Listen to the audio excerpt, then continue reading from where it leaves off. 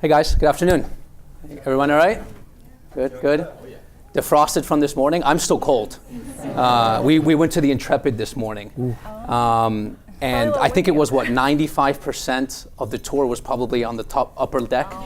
And it's probably not our warmest day so far in the last 3 weeks. So I think some of us are still defrosting, at least I am. Some of you I've met. Just to reintroduce myself, I'm Wyatt Flores. I run the FXLM electronic sales team for the Americas. I know when you guys did the floor tour, you guys spoke to sort of Neil, and he spoke about the electronic business there. I run the sort of the sales part of that, and the sales team covers the Americas from Canada all the way down to Argentina. So we run that. I think we're going to have a great sort of next hour with our panelists. We have a unique sort of background. We're going to go through some questions.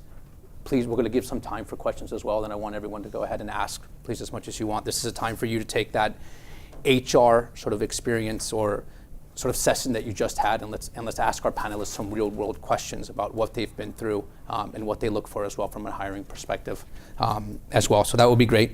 Thank you for being here. Thank you very much. We have a great panelist here. We have Connor Dwyer from Citi, and we'll get into what Connor does in his background and what he came in to do and what he's traveled the world for us. We have Mary from Pepsi. Thank you for being here. And we have Emily from Point72. Right. Mary, I'm gonna start with you because I feel like I see some snacks around here, and I don't know if that's Pepsi right there. Is that, yeah. So I feel like we're consuming at least daily or weekly some sort of Pepsi product. And if you could start with sort of your journey and how you got to where you are, even through college, as everyone, we're in sophomore, junior, and senior year. If you could walk us through a bit on that, please. Yeah. So I actually had a very non-traditional path to get to Pepsi, which I think is really great, especially as I'm talking to young people who are starting their careers. So I currently work in their supply chain team on the transportation strategy group, but I studied environmental science undergrad, and I thought I wanted to work in education. Completely different. So I did a couple different internships. One was like working as a teaching assistant for a summer school. One was doing sort of outdoor education with kids, and I thought that's what I wanted to do. And so for a year after college, I actually worked for the Central Park Conservancy here in New York, sort of doing an educational role, sort of working with kids, and I realized quickly that that's not what I wanted to do. And so one of the things that I think helped me a lot was thinking about the aspects of my job that I liked and the aspects of my job that I didn't. I knew that I didn't like my job, but that's not very helpful if you're trying to figure out what you do want to do. So I really liked working collaboratively with people, and I really liked working on projects where I could sort of look at it from start to finish, sort of look at the process and how things worked and how to make a difference that way. And so I actually ended up going back to grad school for sustainability management, and that's where I learned about supply chain, and that's when I knew that's what I wanted to do. So it took me a little while to get into the supply chain realm, and once I sort of learned more about it in school, I really tried to focus all of my sort of courses there on supply chain and operations. And then I ended up working at Pepsi right out of grad school, and I've been there for about 2.5 years now, sort of all within the umbrella of the same sort of transportation and fleet team, but doing different roles on the team. So I've had a very non-traditional path. Yeah. So my advice, if your first job is not the best job in the world, it's okay. You don't have to freak out. You can do something else. Did you feel you had to go back to school to sort of take that next step to find something different? Yeah, then? So for me, because I didn't have sort of the operations background that I knew a lot of people would have, I had applied to a couple of jobs and I got really far in the process, but I didn't quite get over the finish line. Yeah. So for me, it was really helpful, but I definitely think that if you're going to go back to grad school, you should have a reason. You shouldn't just go because you don't know what you want to do, which there were some people in my program who were like that, which I would not recommend. It's a lot of money.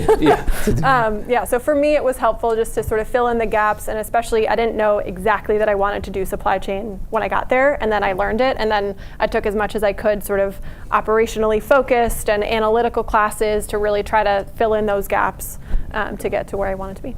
Great, thank you. Emily, Yes. your role in finance has had a lot of growth, or a lot of sort of lenses on your role at Point72. In the electronic FX space, we actually give clients we're able to give clients the ability to monitor their traders as well. And it sort of that lens has grown recently. Can you talk a little bit about how you got into that, your college role, what your focus was in school, and that as well, your journey sort of getting into your role? Sure. So I, like Mary, had a very non-traditional path to get where I am today. In college, I had no idea what I wanted to major in. I was one of those weird people that liked everything and had to try everything before I could settle on a major. And somehow it came down in sophomore year to, do I major in geosciences, English, or history, or anything else? And I ultimately went with geosciences because I realized I didn't know very much about it. I didn't come in thinking I would do it, but I had taken one class that was really fascinating, and I thought, I want to know more about this. It's really interesting. I feel like I should know about this. So I ended up studying geosciences and thinking that I would do kind of science writing or science journalism. So I was taking a lot of journalism classes alongside my science classes. Ultimately, as graduation was approaching, I realized it didn't seem like exactly what I wanted to do. I love writing and I love storytelling, but I wanted to do something where I could kind of solve a problem or help somebody or explain something, but in sort of a different setting. So I had heard about environmental consulting, and I took a chance and I emailed someone in the alumni directory from my college, and I actually emailed a bunch of people, and one person responded, so great for him. And we ended up having a great conversation. I just asked him, hey, what do you do for a living? Tell me about the industry. What do you do? And he told me about a job that I had never even thought could exist. So that job was environmental due diligence. So effectively, that's sort of like being a property detective in a way. So I spent my first 4 years out of college doing that, digging through public records, going to industrial properties, looking for liabilities, looking for issues. And it was a lot of fun because I learned a lot about different processes, different companies, different parts of the country. I traveled a lot, which I learned I didn't like. But after doing that for so long, I realized I wasn't quite learning at the pace that I needed to be. And for me, learning is really important. I feel like I want to be learning every day. So I knew kind of deep down I needed to make a change. So I started just considering kind of what you were saying, what do I like about my job and what do I not like? So travel was definitely out. But what I really loved about my job was answering a question, trying to solve a problem, and trying to piece something together and investigate and figure out what's going on here. How can I answer this question and give my client, the clearest, most concise answer that handles, the question they're trying to answer. And I ended up looking at a number of different industries. I started to apply to startups, various companies. I hadn't even really considered finance. To me, in school, finance was this big, scary concept that never seemed like something I would ever be a part of. But I came across a job on LinkedIn, and the job description was vague enough that I was very intrigued. So it's sort of it's a compliance position, but it's very investigation focused. So I ended up interviewing with the team, and I realized, one, I don't know anything about this, and that's really exciting. It's the same reason I majored in geosciences, because I had no idea, I didn't know no idea, but I just didn't know enough about it. So I figured, why not? The people were really great, and the job has been so far really interesting with the things that I liked about my old job, and I do find myself learning every day. Finance isn't so scary anymore. There's still a lot more to learn, and I'm learning every day, but sort of my journey roundabout. Yeah, great. Connor? I came just like everybody else the non-traditional way, except my first job I absolutely loved, and it was the passion of my life at the time. I spent the first 4 years after college as a Marine Corps counterintelligence and human intelligence officer, having traveled the world in different capacities doing that as well. And I absolutely love that job, but life takes you different places. At some point you have to make other decisions. And lo and behold, I was still active duty Marine Corps officer when I was sitting in this building about 7 years ago, and just talking to a mentor, someone who I'd known throughout life, discussing, what are the next steps, where do I want to be in 5 years, and work backwards. And I was lucky enough that I somehow got into a sales and training program before I left the building that very day. And then, at Citi, once again, I found myself unsure of exactly what I want to do. I knew I was in the right place and with the right people in the right building, but there's so many different doors and avenues of approach you can do once you get within the building. I was going to either be prime finance sales, which it doesn't much matter exactly what that is, or a trader, but they couldn't be any further on the spectrum. I just knew I was in the right place and that things would work out. I was lucky enough that I had a boss who basically understood, the trading side of things and said, listen, you have a skill set that I can't teach, and I'll teach you to be a great trader. And I knew that he was going to invest in my career and take me to the next level as long as I put in the effort. So that's a lot of the reason why, when you think about where you want to be, why I love Citi and all these types of programs, is that you have to really surround yourself with great mentors and people that are going to invest in you, not today, but as you go forward in your careers. I think it's interesting, even including myself, none of us wanted to or envisioned exactly doing what we're doing today, but sort of that journey has taken us to that. I want to get a glimpse of sort of your everyday, if that's all right. Now, Emily, I know you talked about a little compliance, surveillance, as much as you can give away, to all of us. What sort of, and I know it's constant learning, but what's sort of a week or a day in your life, sort of what you're focusing on? It's probably easier to talk about a week than a day, because every day is different and can be surprising or not surprising. You could have almost anything. So I work with a very small team on the compliance arm of our firm, and often a lot of what we do is responding to requests, be it internal, external, figuring out how to answer a question that somebody needs to know the answer to. So kind of getting a large amount of information and trying to figure out, hey, what happened here? Is there going to be a problem here? Is there a problem here?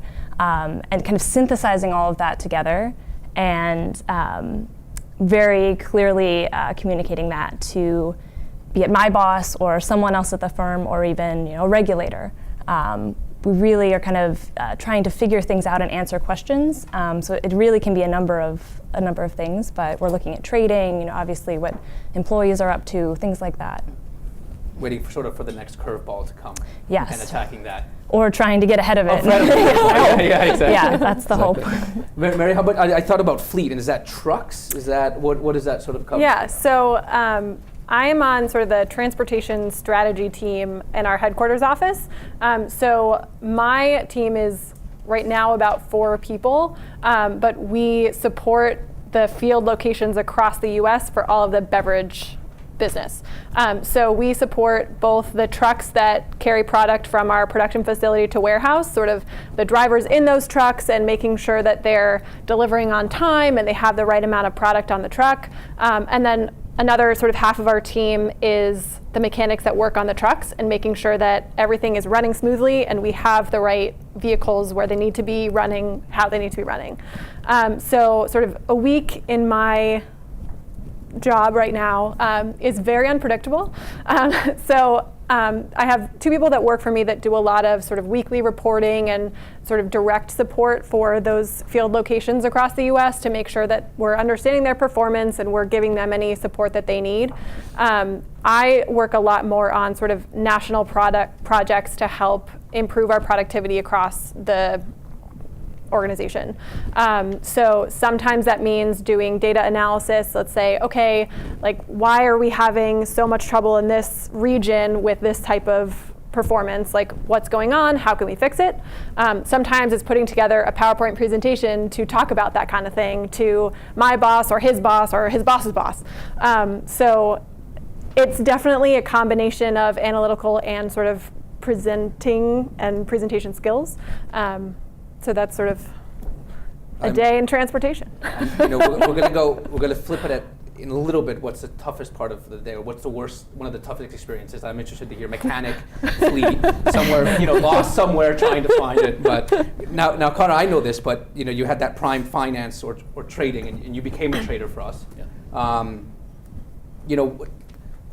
I know they sort of stopped by the trading desk, but you've been around globally for us. If you could just walk us through sort of your experience being a trader and now running the desk here in I would New say, York. interestingly enough, my day technically starts at 5:01. That's PM, not AM. That's actually from a regulatory perspective in foreign exchange. The one thing I like about foreign exchange, and it leads into why I did a global tour, is that unlike equity markets, it never shuts off. So if there's earnings after the hour and Apple stock's going crazy, whether it goes up or down, there's not much you can do until the next day. But in foreign exchange, if something's going crazy or someone's tweeting or there's a geopolitical crisis around the world, it's continuous and you're going to be up to date at all ports of the day. So part of that, and understanding that from an early standpoint, that this is a 24/7 market that never sleeps, I made it a point to try to get as much international experience as I could. And the one thing I like, not to plug Citi or any other company, but I think it goes for almost every employer in the world, there's always a lot of opportunities to raise your hand for other opportunities, especially globally. You'd be surprised how many times that employers have these opportunities, just don't know you want to do it. So one of my advice is always these things, and I said it from day one, if there's an international tour of duty, so to speak, not to have a Marine Corpsism, but if there's any opportunity I could do to me and my family move abroad, I love that opportunity. And I've been fortunate enough in the last 4 or 5 years to spend time in our Tokyo office, spend a lot of time in our London office, and spend time here in New York. And for me, it's not so much learning the markets around the world, it's learning people and culture and understanding how all these things interact in a 24/7 cycle. And for me, it's a great competitive advantage because I have those contacts around the globe and I have a true understanding how this market that never sleeps 24/7 works. Yeah, I had sort of a similar experience, and I know, bring this as sort of advice for you. If you want something and you have that employer, it's great to say it. I had the opportunity to go out and live in Asia with Citi, and when I told my boss that I wanted to move abroad, the first thing that he said back to me was, "I didn't know that. You have a family. I didn't think you wanted to leave New York." And it goes back to the experience that you have to raise your hand and say what you want, and can't assume that people know exactly what you want or what you want in your career, and that's okay to say what you want. Or even if to say, well, I don't like something and go out and find something like that. You spoke a little bit about the rewarding part of what you do. Mary, if I can go to you, what are some of the rewarding things that you get out of your job? I don't know if it's maybe team environment that you're in and that as well. I think one thing that I absolutely love about my job is the people that I work with. Coming into work every day is a great thing. It's not when it's like, oh, I have to wake up and I have to go in and I have to go do my job. I love the people I work with. Everyone always says hello, has a smile on their face, is ready to sort of work with you, help you get done what you need to do. I think in addition to that, I have been able to get a lot of responsibility early on in my career, which is true for most jobs at Pepsi. If you can demonstrate that you are a good worker, they will give you a lot of responsibility. And I've been able to work on some really large-scale projects that have made a pretty big impact. So like one of the things, like I studied sustainability, so I obviously have that background in me. And so my boss knew that, and so he said, okay, well, this is your background. Why don't you help us strengthen our sustainability plan for transportation for the next 15 years? Which has been incredible. And I've been able to work on some projects that are sort of part of that plan to make a difference. So sort of demonstrating my interests and being able to work with them in addition to what needs to get done on our team has been a really great thing for me working at Pepsi. How about yourself? I would totally echo all of that. People really make or break a job. Luckily, my first 2 jobs, the people have been really great. But it makes a really big difference, especially if you have a really supportive boss. That's a really, really important part. I find it's really nice to be able to go into work and you can go into your boss's office and you can raise something and say, hey, I have this idea. And they're like, great, go do it. So in terms of rewarding things, just coming up with ideas and being able to say, what if we did it this way? And have someone be like, yeah, go work on that, go do it. I totally agree. Anything else you want to add, Connor? Yeah, I think for me, I would say 2 things. I would say coming in, same idea of being given a lot of responsibility up front and then taking that to the next level. But for me, I'm finally at like a pivot in my career where I can actually help people in other positions. So I would say working on 2 diversity initiatives, both women in trading and also veteran hiring. I think for us, even as a small trading unit, it's nice that we've been able to hire 3 consecutive women analysts in New York. on the trading side, which is a bit taboo still in this industry, as well as getting a veteran hired on the trading desk in London. So to me, being able to give back and people the same way people did for me has been probably the most rewarding part of my career in the last little bit. So I'll flip that, and Connor, I'll start with yourself. And what's the toughest part of your day job? And I have to preface Connor in this, and I see Deegan in the background there.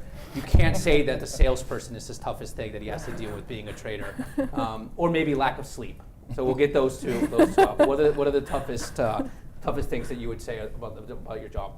I think it's knowing, and I think this goes for a lot of things in life. It's knowing exactly what you want to do immediately, but trying to figure out how that works in this big monstrosity of a company.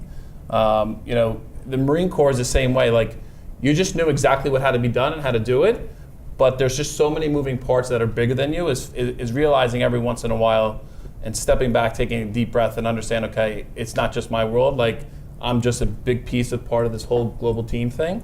But to me, it's still very frustrating when I want to go right, and we just can't go right for a lot of reasons, and probably a lot better reasons than what I think.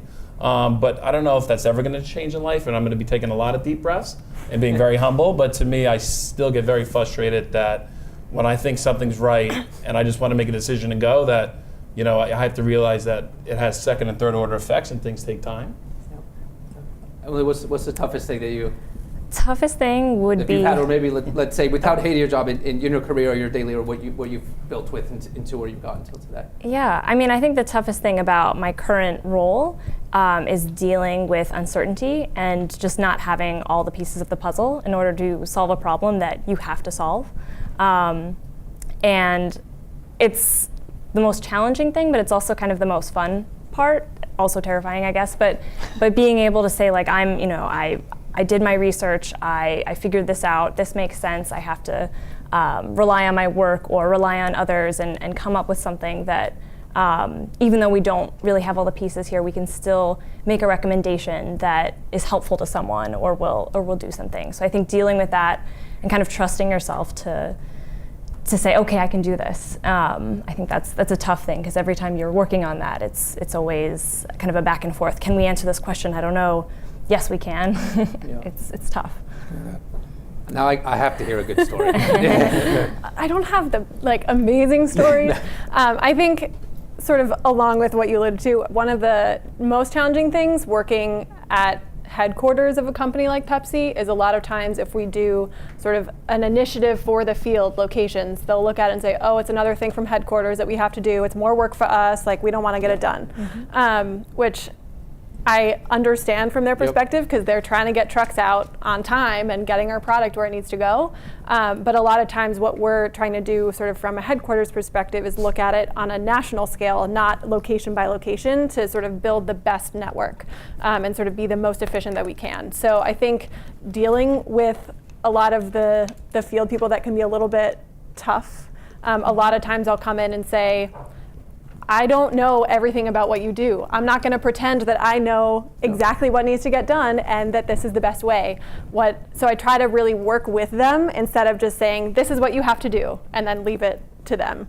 But I think developing those relationships and just making sure that they know you're not just throwing work at them to throw work at them has been challenging, but I've tried to, hopefully they agree that we have a pretty good relationship. And it's that team environment. Exactly, I guess that the three exactly. of you have spoken about, is creating that trust and transparency. So let's get some advice, I think, from you guys, for everyone here in the room. What has really sort of helped you, or what advice would you give to our scholars to sort of move, right now they're in sophomore, junior, senior year of college? What advice would you give them as they think around it? And we'll obviously give them time to ask questions as well. But Connor, start with yourself. What advice would you, in the seat that you're in, you're running a desk, you've been around, you had a career before you came into banking. What would be sort of some advice you would give out? Right now? I think first and foremost, the key is to start developing your networks. Because if you think about the three of us that have talked today, we've all had two different careers and completely different paths. But the one thing it sounds like is there's this intellectual curiosity. So as you're approaching the workforce, obviously you have an intellectual curiosity about what it is you want to do. And at times, I can imagine it's very overwhelming. you're like, there's this whole workforce out there, I think I want to do this, I might want to do this. The key to sort of eliminating that anxiety is getting great mentors, really having detailed conversations, having, here's what I want to be in 5 years, which I'm a big proponent of, and working backwards. And the nice thing about that is it's okay if things change. If that 5-year plan changes in 6 months, so be it. But reconnect with all your mentors and your networks and really dig down, and if this is where I want to get, how do I get there? The other piece of that is also understanding that, things like I said, I have to take a deep breath and realize things move slow, and understand that things do move slow. But as long as you stick to a process and understand exactly where you want to be, I think it'll help eliminate a lot of anxiety about what this great big workforce and what's out there, and just lean on those mentors in that network to be able to help best guide you to where it is you want to be, not so much where they think you want to be. All right, how about Yeah, I mean, I think he said some of what I was going to say, and also I've said a little bit before, but really think about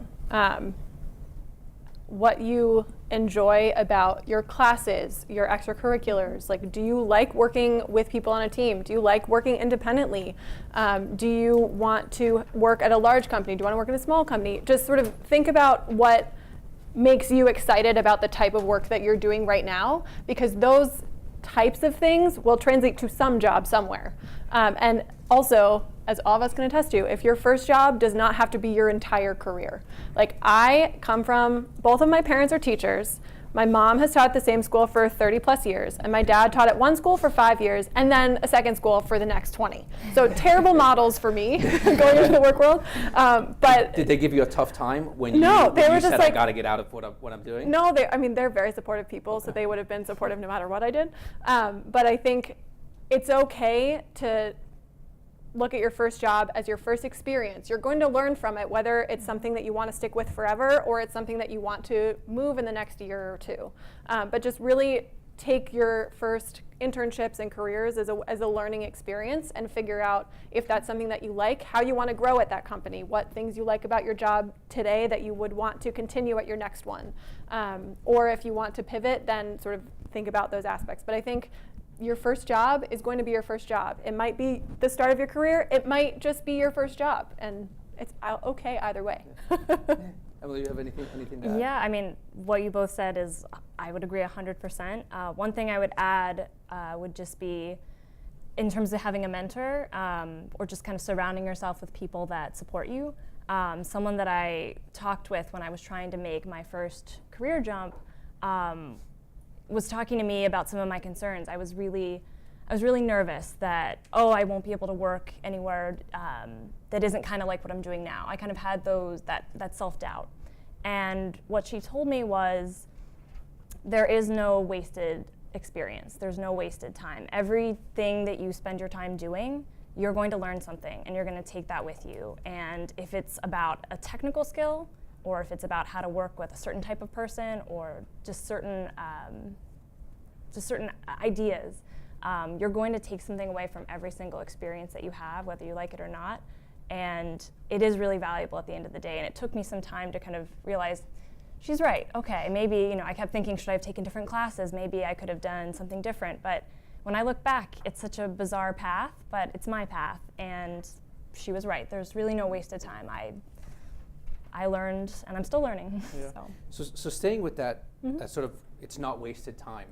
How did you set yourself apart, you think, as sort of the interview process, or while you were sitting there in front of your future employer, what brought you, sort of took you up to the next level besides someone else that was in the room? Yeah, it's hard for me to know because I wasn't interviewing myself, but if I had to guess, it was probably my honesty about what I didn't know and what I wanted to learn, the skills that I had and the skills that I wanted to have, what I wanted to build, kind of my aspirations that weren't, I want to have exactly this job at exactly this company. It's, I want to build something someday. I want to help people. I want to work with a group that does something really cool. And they sound like very vague ideas, but I think being kind of honest about, I don't know exactly what it is I want to do, but if you can help me get some of that experience or some of that growth, I think being open about that really helped, because I could have gone in and said, oh yes, I know a lot about finance, of course, but I didn't, and I think it does make a difference to be as honest as you can be yourself. And Mary, besides sort of the MBA then or going out, what else would you? Yeah, so I think for Just me, coming in, being able to sort of tell my story and why I've done sort of each step along the way, I think helped set me apart somewhat. There are plenty of people that come in straight out of college that work in our supply chain team that did supply chain major or operations major. And there are a lot of people like that, and they do a really good job. And then there are people like me who come in with this random degree that's completely different. There was someone on my team who was a history major. So sort of being able to talk to your experience, and even if it's traditional or non-traditional, saying what you've learned at the things that you've done that will help you in the job that you're interviewing for. I think that helped get me where I am now, and I think it's something that you can definitely sort of take away as you guys are thinking about the jobs that you're interviewing for sort of going forward. So you brought up an interesting point before we get to you, Connor. It's spoken today with some of the students about, I was an international relations major, a political science major, and studied nothing about finance to get in. How was that work-wise? With you coming in with having people or managing people that studied that, if you could talk a little bit about your experience with that, then if you're not having that degree but having maybe some broader experience, how did that affect sort of you coming into the role? No, I think the fact that I had a very analytical background helped me a lot. One of the two HR people was talking about how there are a lot of things that you just learn on the job. A lot of the technical skills I learned on the job. I didn't know really much about transportation, but I knew how to use Excel. I knew how to analyze data. And those are things that you're going to have to do in most analyst jobs, sorry. If you don't like that, that's all right. But sort of a lot of the sort of more Pepsi specific things, you can't learn that going in. So I think having the types of work, even though it wasn't supply chain specific, like analyzing data and working with people to solve a problem, those are things that I'd done before, and it's just solving a problem that I'd never seen before. So it might have been a little bit longer of a learning curve, but I knew that I didn't know that much, so I really worked hard to catch up as much as I could. I think I could sum up exactly what she said, and I think about it when I do interviews. I assume the young kid or woman sitting across from me is smarter than I am, but that's okay, right? Because I remember being on the other side thinking from a fear like, oh my God, I'm coming to this bank, I don't really know what I'm doing. I mean, 6 months ago I was in Afghanistan, now I'm coming to this thing. But the one thing I think makes people very successful in interviews, as well as when they come to the bank, is if they're humble and hungry. So to me, that's the best thing you can come across in an interview, is not just being confident, but being humble about your story and being hungry and showing that passion and desire that, listen, I might not have the MBA or come from a finance background, I might have liberal arts, I might be political science, but I'm humble and hungry. And I know that I have a skill set that's going to make me successful, and while that person might be academically and technically more proficient at the time, I guarantee that I will get up that curve and not only surpass them because I have the other skill sets of being humble and hungry to get there. And I'll give you that antidote, and this is a true story. I got my very first trading job here because of getting my boss tea. He literally sat down and said, Connor, the team really likes you. We want you to be a part of the team, but we're just worried that you just came from leading Marines and now you're going to be having to get my breakfast and lunch every day. And I looked him straight in the eye. I said, to be honest, I think I'm in a better position to do that than any other of the analysts in this class. I know I'm 4 years older than every single one of them, but they're the best and brightest. They've never understood what it's like to be part of a team. If I can't get your tea order right, how am I going to get Matt Deegan's order to sell the euros right?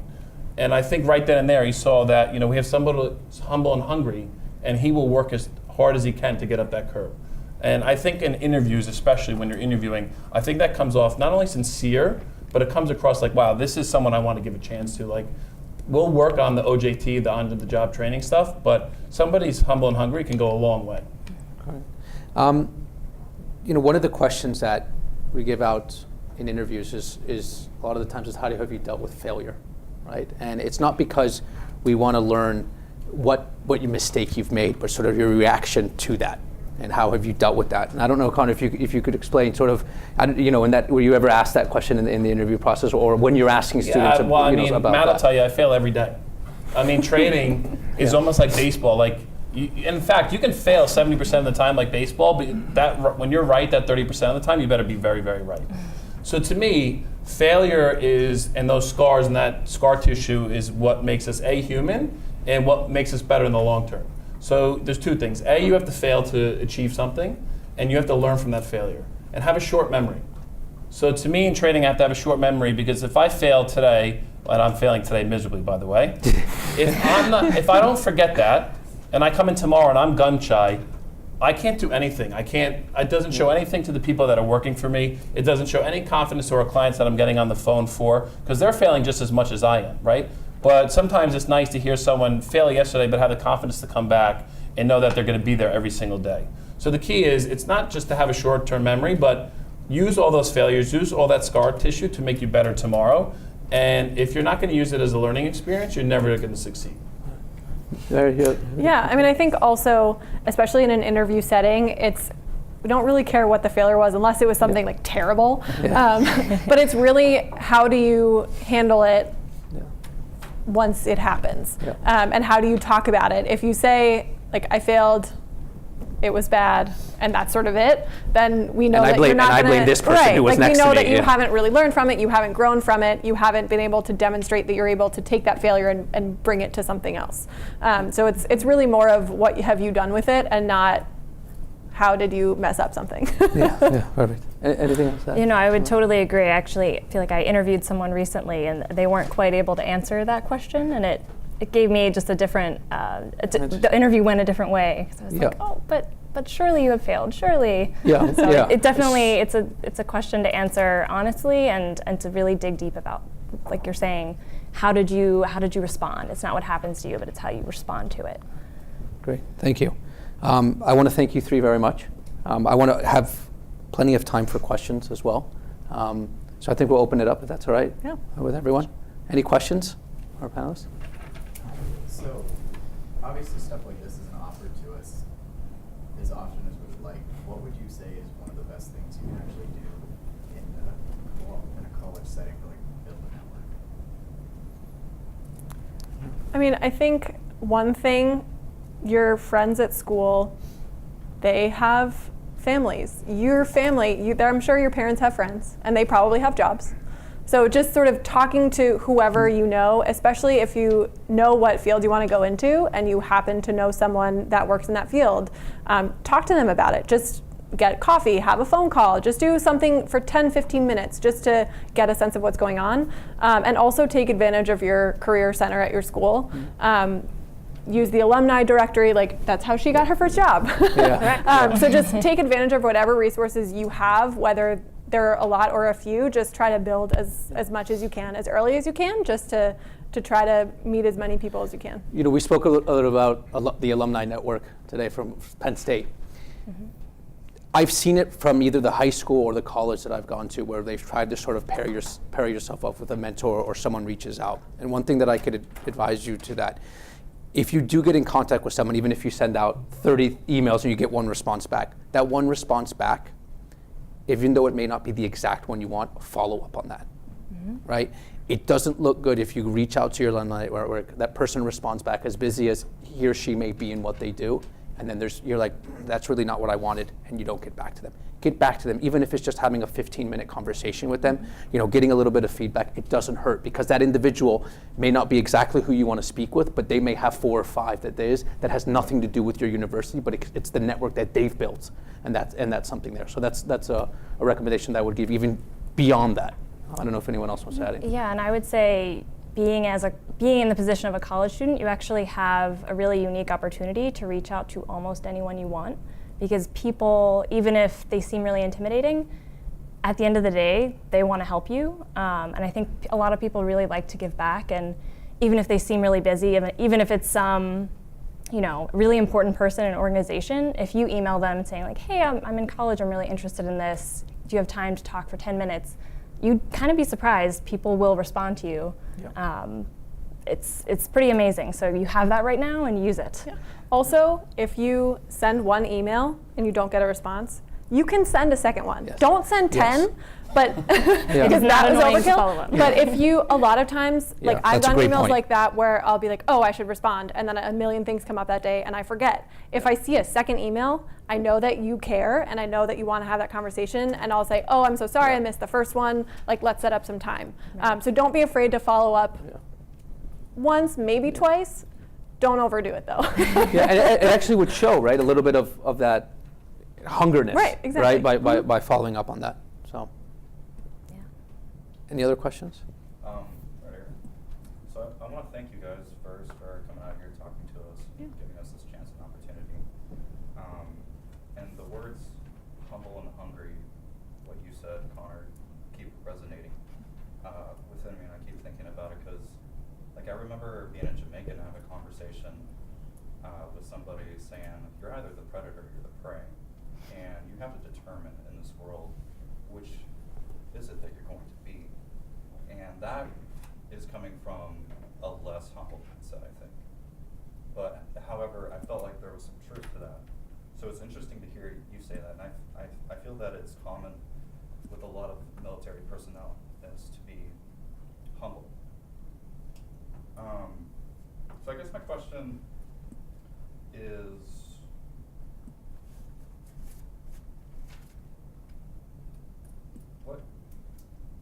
what are we trying to achieve as humans? As I know, it's kind of philosophical. I should have had that question. We have Long answer ready. Anybody put some booze in there? What are we working towards? I feel like I got a sense of contentness from you, but Connor, I didn't feel like you were as content. Like, you're still hungry. There's that hunger thing. And so you're constantly motivated to go to the next level. There's some other thing that you're trying to get to. I think first and foremost, everything's situationally dependent, right? So everyone's circumstances are different. Like, I don't think it's easy. I don't think it's as easy to say as what as humans are we trying to achieve. Like, I don't have enough time to think about that, but I have plenty of time to think about what it is I want to achieve. Where, like I said, think about what it is you want to achieve, put it down, and it could be as far out as 1 week, it could be as far out as 5 years, it could be 10 years. Like, when I made the decision to get out, I had to write down what it is I want to achieve, and I knew exactly what it is I want to achieve. I wasn't thinking about the greater good at the time because sometimes you have to be selfish, right? I partner with my wife, who's the complete opposite of me. Like, she's this happy-go-lucky person, which is exactly what I need when I go home, because I had this fear of failure that I'm going to come home one day and tell her X, Y, Z has happened.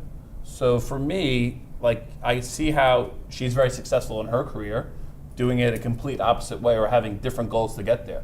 And I think that's the best part about things. And that's the best part about coming to work, no matter where you are, by the way, like having a diverse, that's why I think diversity is so good and why I'm a big champion of that, because having different outlooks on life, having different outlooks on business is only the best way to go forward.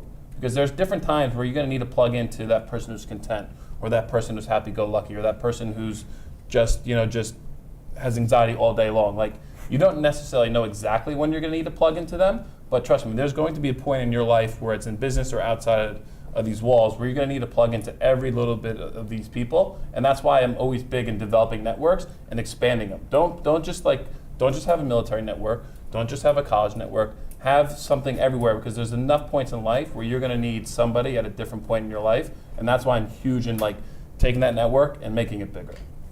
I don't know if that answered your question, but I thought that was pretty good, like political answer to get around. The humbleness doesn't mean like you lose the hungry and you give up. It's just how you approach the desk. And Connor talked about the tea aspect of it, and that doesn't mean like go out and get people food and that's what happens. It's just when you're into a new organization and you understand you may not know everything, or you come in and you say, look, I'm here to learn and I'm willing to learn and I want to be the best, and what do I have to get around that, and not just come in and say I know everything. And I know when we're looking to hire people at Citi, especially if we're looking at people hiring markets, that humbleness is not I'm not hungry or I've given up. That humbleness is I'm always willing to learn, and I know I don't know anything, and tomorrow I'm going to learn something new. Mm-hmm. And I don't know if that doesn't just apply to what we do, but that applies to everything. I think if you're not humble, and you're not willing to learn, then it's not that you've given up, but you're sort of got to that point. But just constantly learning that humbleness can definitely be it can be a motivating factor as well. But it's something that your peers look at, and even your bosses look at. It's not something that's negative, but something that you understand and can drive you and drive that individual. That's a good answer. Yeah, thank you. I didn't want it to look that. Connor's 100% correct in what we look for, and I think a lot of organizations look for in that. There's nothing wrong with having both at all. I had a sub-question and a question for Connor. So the sub-question would be, did you go back to school after your time in the military? I did not.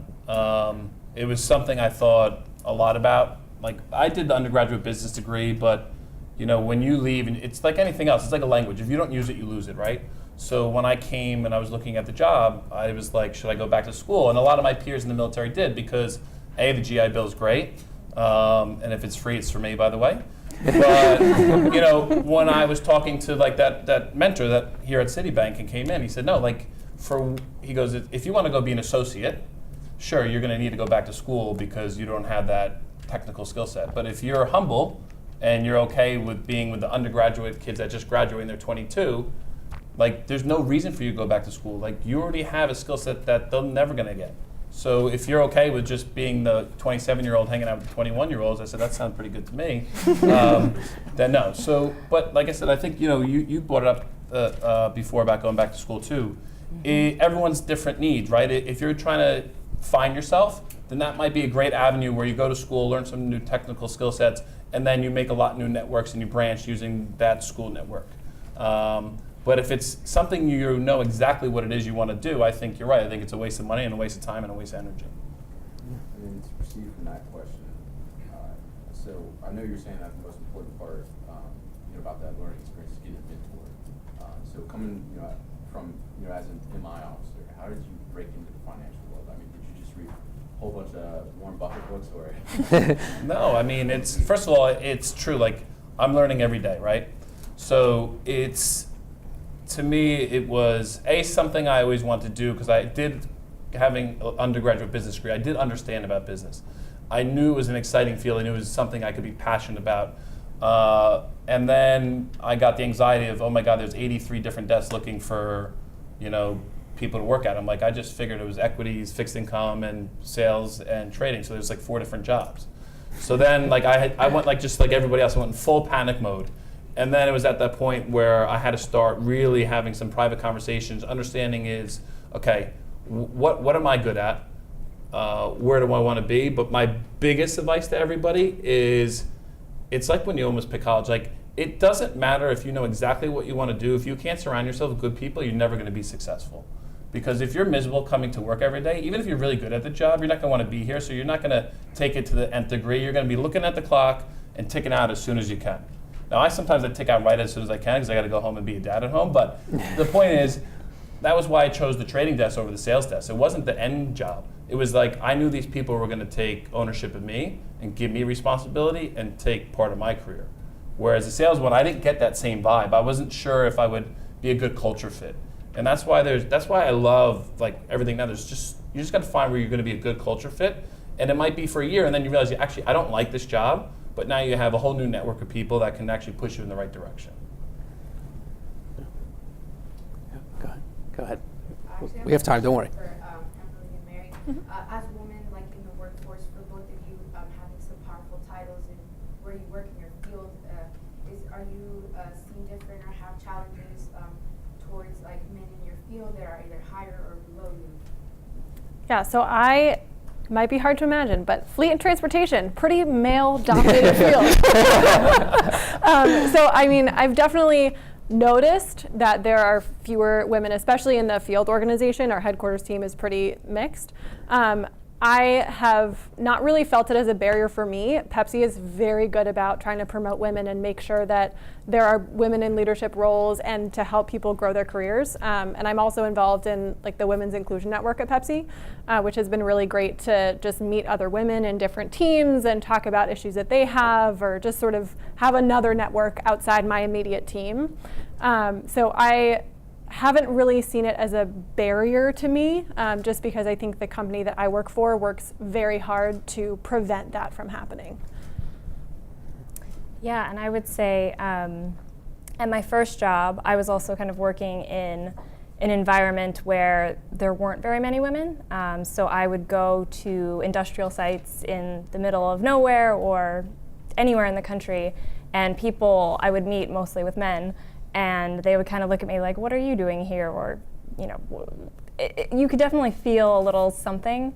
They were surprised that I was there, but it didn't matter because I did the job really well and I got the information I needed to get. I answered the questions that I had to answer, and you know, I think it was a little intimidating, but I overcame that. And now I work with a great female boss who's really supportive of my growth, and it hasn't impacted me, but it's definitely something that I've felt in my career so far, unfortunately, but it hasn't held me back, so it shouldn't. Yeah. So let's say that we get the internship and we're working there all summer. What's your biggest piece of advice to kind of letting the company know and your supervisors if you want to stay with them and kind of grow alongside with the company?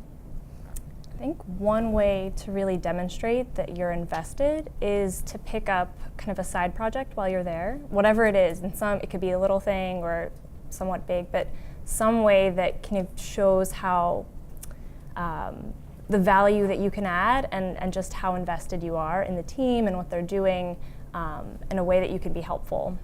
So actually, I didn't mention, but I interned in publishing, which was another random thing that I've done, and just trying to do a little side project to say, hey guys, you know, I ultimately did not do that, but just to show them, hey, I love my job here, I love working with you, here's something I'm leaving behind for you guys, I hope it helps, just to help and really help people remember you and remember that you cared.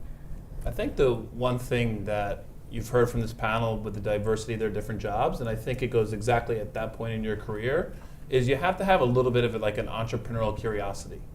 And the only reason she gets the job is because she randomly emails it and says, let me take a look. You have to take ownership of your own career. You're going to surround yourself with good people, but unless you actually talk to them and sit them down and say, here's exactly what I want to do, or I might want to make a change. If you don't have that conversation, no one's going to have it for you. So think about that, as you're trying to learn and grow, also be very honest and upfront about how things are going. Don't be afraid to ask for a review. Don't be afraid not to be confrontational, but to push for feedback. If we're not giving feedback, you're not growing it, and it's always got to be a two-way conversation, as politely and as close to the line as you can be without crossing over and being annoying, and then oh my God, how fast can we move on from this? But there's a fine line, but you have to have that it has to come from within. It's just has to. Yeah, and I think also when you have an internship, it's obviously a short time period. And at Pepsi, the way our internships work is every intern works on their own project for that 10-week period, and at the end presents their project to the leadership team.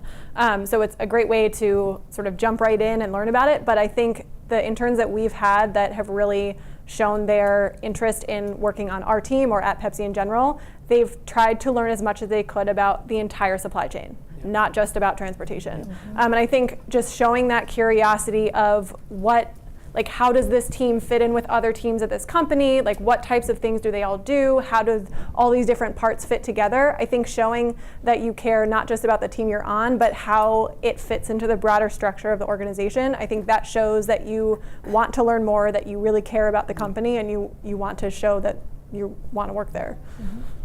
A lot of the time, the interns that summer with us, the first thing I tell them a lot of times is go out and meet other departments.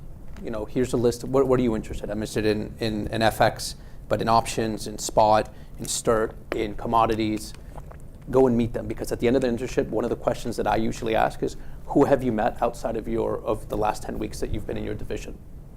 And if the answer is, well, I didn't really meet anyone else, that's probably not, and there's no, and that's probably not what the answer I want to hear. So don't be afraid to go ask. I've been at Citi my entire career, but it depends wherever you are, and you can speak from Pepsi or from Point72. I've never seen a situation where someone goes and knocks on someone's door, sends someone an email and said, can I have just 10, 15 minutes of your time to hear about your career?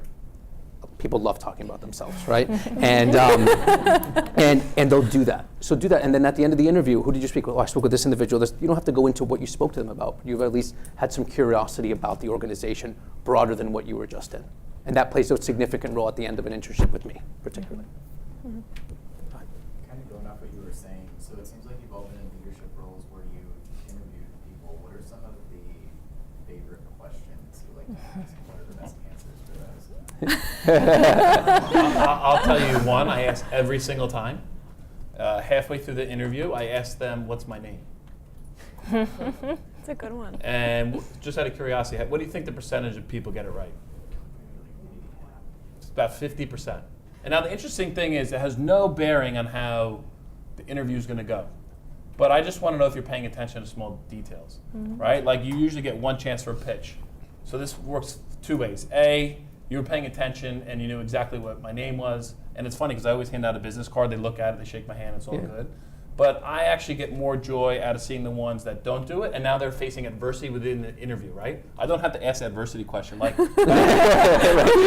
in it right now. Like, so you actually probably get bonus points if you get it wrong, and then you're humble, hungry, understand what went wrong, answer my question. Why do you think I asked it? And you recover from it.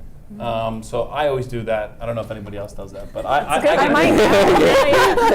It's a good idea. I haven't done that much interviewing, but the craziest question that I got when I was interviewing for jobs, this was not for Pepsi, but what is 20 things you can do with a pencil? And I had to answer all 20. And I mean, it was mostly just sort of, how do you think on your feet? How does your brain work? Like, how do you come up with these things? But, and I thought to myself, I got to like 5-10 pretty quickly and then gets really slow. But just, whenever there's a question that you don't know how to answer, take a breath, like compose your thoughts really quickly, and then go ahead. Don't just ramble on and be like, oh, I don't know, like, well, doesn't look good for you. So really just, if you have a weird question, like I haven't done a huge amount of interviewing, as I said, so I don't have that many that are like my favorites, but I might use that now. I might use that. You just ruined my evening. Now I'm going to go home and actually have to write down. It's tough. I'm at about 4 or 5. But just like anytime there's a question that you weren't prepared for or you're not quite sure how you want to answer it, just take a pause. It's okay to pause for a second. Don't sit there for a minute in silence, but just take a pause, make sure that you compose your thoughts so that you can give the best answer that you can. Right, and I think an interviewer is going to look at that as, that person is taking the time to actually think through their answer, and they're not just trying to say whatever will sound best or what they think I want to hear. So for me, my sort of new, interesting, favorite interview question is I ask them to tell me how you define success and what does success look like to you, because it kind of gives me just insight into what's important to you. What do you want to get out of this? Not everyone measures success in the same way. Some people it's achieving certain tasks. Some people it's achieving a certain dream. It's big, small. I just think it's really interesting because you find out more about the person you're talking to, as opposed to how would you fit in this role? Would you be a good fit for this role? Would this person be a good fit for this team? And would we all like to be together and work together? The last piece of advice, because I'm pretty sure just like this kind of forum, almost every interviewer, if they're a good interviewer, is going to give you time to ask questions. Don't ask the dog and pony show questions. Like, don't ask, like, I'm a markets person, don't ask me about like a markets question. I do that all day. Ask me something intriguing, like about career advice. Or, what do you think separates people that get the job, the good ones from the bad ones? Like, have like predetermined questions going into the interview, and see if throughout the interview you can tailor it to more specific to that interviewer, because that making it personal is always a little bit better. But so at least you're going into the interview with a little bit of confidence, knowing you have 2 or 3 open questions that they open it to you without having to rehearse it, and try to make it a little bit more open-ended so that it can be conversational, not conversational. But you don't want to get put in a pivot where you have to talk about something technical or specific. So I love talking about generic stuff, right? So ask me something about career, this or that, and all of a sudden it puts me at ease. You're going to be at ease, and all of a sudden the end of the interview is going to have a really positive finish to it. I think we had some questions. Please go ahead. So staying on the interview track, What's something that really turns you off to someone who's trying to get a job or even an internship? Like something they say or an answer to a question, like something that just really kind of like stops? I think the biggest thing that I've seen is if you cannot talk to an experience you've had on your resume, or you are very vague about what you've done in that experience. I think even if it was something that you didn't learn a lot about, say that. Say, it was not what I was expecting, but these are some skills that I learned from it and I was able to translate.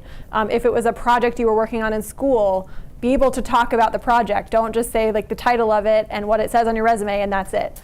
So like they were saying before with the HR team, like anything that's on your resume is fair game, and really be able to talk to it, because if you can't, then it's sort of a red flag for us to say, okay, like did they actually really learn anything in any of these? Like what type of work did they actually do? It's hard for us to gauge.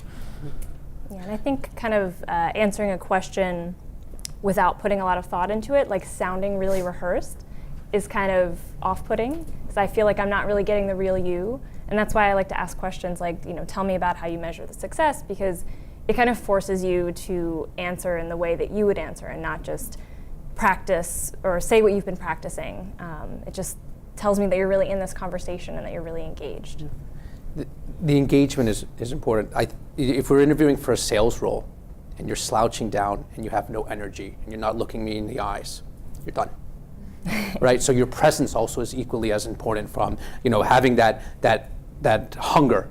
I was helping someone prep for an interview, and we were doing sort of a mock one. And he was talking about he had a paper stock account and he was going like this, and I'm like, what? Get some energy. Talk about it. I really like this. I'm really interested. I've been focusing on these stocks, and this is what my background is, and I've been looking at this, and this company's I've liked it because I did some research on it. Like, you see the difference there? And in that, if you're looking at in a sales world, when you're getting in front of clients and you want to have that energy, and you're in a high-paced environment, that is just something I just look at. This is something so simple. Just having that energy when you come in, looking someone in the eye and being confident. Please go ahead. Question for Mary, but if everyone has insight, I'd love to get it too. You mentioned something about having a first job not dictate your career. So, as I guess we're all sort of getting into that realm of our first job, if it's not like the perfect job that you'd want, how do you come across honest and like respectful while you're working there? And just how do you I guess make the best out of it? Yeah, I mean, that's a great question. I think one of the things that Emily said before was no experience that you have is a bad one for you. If like the job that I was working for the first year I was out of school, the first couple months I loved it. It was a lot of fun. And then as time went on, as it got to be winter and I had to work outside, it was very cold. But just trying to think about like what you can learn from that experience, and take the time. Like while I was still working, I was looking at other jobs and I was working at school, but I never let that detract from what I was doing in that moment, because you never know what you're going to learn from your job today. I was working with a very diverse group of people, and so I learned how to work with lots of different types of people, and that was a skill that I translated over to my current role. I also sort of had to improve my communication skills because I was talking with people all day, and that's something that has translated really well to my job now. So I think just even if it's not your favorite thing, if it can be tough to go to work in the morning because you're not happy with it, just try to sort of take a step back and say, you know what, I know this isn't my favorite thing. I might not be here forever. Let me try to get it as much out of it as I can for when I'm here. Right. I would totally agree with that, and I would say you always want to be doing your best work, because it's your name that you're putting on that work, no matter what kind of work it is. So even if you're sort of losing faith in what you're doing in this job, it's not for me, always just push through and work hard, because you want to do a good job for your boss, for yourself, for all the people that you're working with. And I would say do that until your very last day. Just never stop trying to work hard and do your best. Mary? Yeah. I have a question. You spoke about other roles that you were involved in, and I was kind of confused. I wasn't sure if they were pertaining to Pepsi Company or if you were just saying. Yeah, so I have this is now my third role at Pepsi. At Pepsi. Yeah, so I've been there for about 2.5 years, so I've basically got a promotion every year since I've been there, which is great. Congrats. But I think that I sort of came in as an analyst, sort of as mostly an entry-level position because I didn't have sort of the traditional supply chain background that a lot of people had, but I was able to demonstrate that I was a good worker, I worked hard, I sort of proved my abilities, and so got promoted then, and then the team structure changed, and then I got promoted again, so it's worked out well for me. But yeah, I think really just coming in, I was able to demonstrate that I was humble and hungry. Yeah. And so sort of coming in with a different background, just making sure that I could work as hard as I could to get where I wanted. I want to thank the three of you again. I know we're going to have a networking session. There'll be more people coming down as well. And please feel free to continue asking your questions. Thank you very much to the three of you. Thank you. Thank